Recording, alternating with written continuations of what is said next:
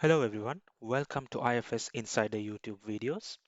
I'm Ashan Dilanta, Director Program Management for Development and Extensibility area in IFS R&D. We offer you advanced capabilities to configure and extend IFS applications to cater to your specific business requirements. Today, as an example, I'm going to show you a user-friendly feature to make it easy for you to extend IFS applications with other third-party integrations. Extensibility aspects of IFS applications are now offered as APIs or application programming interfaces. And what I'm going to show you today is how to explore and understand the way you talk to IFS applications via the APIs we offer.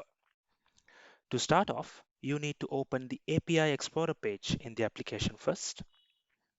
So I have the application open here, and in the navigator, you can type API Explorer, and then you can open the page. In here, you can see all the APIs accessible for you to use with the application. It lists down the API name and description, the IFS component in which it is included, to which category it belongs to, and also details about the API class, the layer in which it is deployed, etc. Okay, now let's say you need to access an API related to your customers to find out your prospects. You first need to find the required API using the filter in here. In this example, you can search for CRM customer handling, which is the API you can use to retrieve all the prospect customers. Remember, you can use any API you like, including any custom API you have configured using IFS applications. Once you select the desired API, you can view its Open API specification, which is available in the form of a JSON object. This is very useful to identify specific endpoints when doing integrations, but the content is not very human readable. In our example, we need to find the endpoint which serves the customer details, which is not so easy to find in this structure. So in addition to this, we have also given you the option to better visualize this content using a REST API documentation framework, which allows you to filter and navigate through various endpoints of your selected API.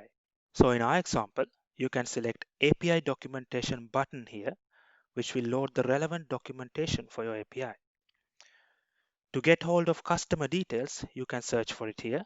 Once you find it, you will see that this documentation shows you different HTTP operations you can do. In our case, you need to do a GET operation. So you can simply copy the request URL available to you in here. This can be tested out using a tool like Postman. So in the tool, you can add any OData filter statements to filter out the prospects only. And once you have constructed the exact URL you need, you can use it in any integration platform. So as an example, I will use Microsoft Excel. I open a new workbook and then select data from an OData feed option here. Paste my request URL to retrieve the prospect customers. This is the URL I copied. And then provide the required authentication details. In this example, I am using basic authentication and press connect. Afterwards, I get the specific response in the form of a table, which I can then format the way I like in Excel. So as easy as that, I get the list of prospect customers from IFS applications into Excel. So now we have seen how to use the API Explorer to identify various API endpoints to communicate with IFS applications using external integration tools.